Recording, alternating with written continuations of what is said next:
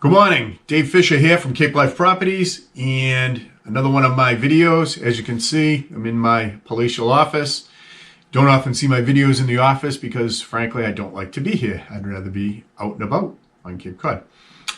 This video is about the importance of having a buyer's agent, or what we call a designated agent.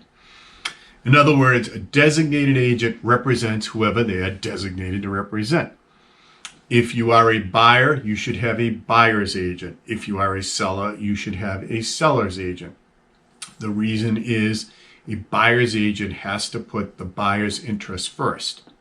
Same thing with a seller's agent. Obviously, they have to put the seller's interest first. What are those interests? Well, those interests are important to you. They concern undivided loyalty, reasonable care, disclosure, obedience, confidentiality. If you're talking to a seller's agent in an open house, they represent the seller. So anything you say to them goes back to the seller. They do not have a duty of confidentiality to you. So far, so good, right? You can figure this out. If you're a buyer, you want a buyer's agent. If you're a seller, you want a seller's agent.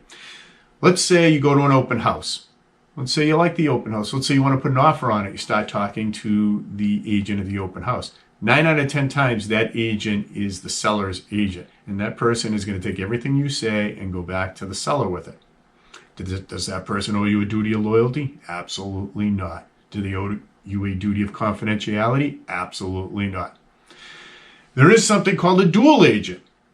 This is where a real estate agent represents both the seller and the buyer in the same transaction. We at Cape Life Properties never do this because we are not acting in the best interests of our client when we do something like that. So does a dual agent owe a duty to the buyer and the seller of loyalty, disclosure? No, because how can you? If you represent both sides to the party, you can't possibly fulfill those duties to the best interest possible. So seems to me, as it should seem to you now, best thing to do, get your own agent, whether you're the buyer or the seller. One of the last things I want to touch on before I end this video, and a common question that I receive, is how does a buyer's agent get paid? Well, a buyer's agent gets paid through the seller by a predetermined. So in general, a buyer doesn't have to pay anything for a buyer's agent to represent them. So in summary, for all you buyers and sellers out there, hire your own designated agent. If you have any questions, if you'd like to talk to us about representing you in a transaction, please call me, Dave Fisher, at Cape Life Properties. Remember, we never practice dual representation. Our loyalty is always to you and to you alone. As I like to end all my videos, remember, it's not just any life, it's the Cape Life. Come join me on Cape Cod. Thank you.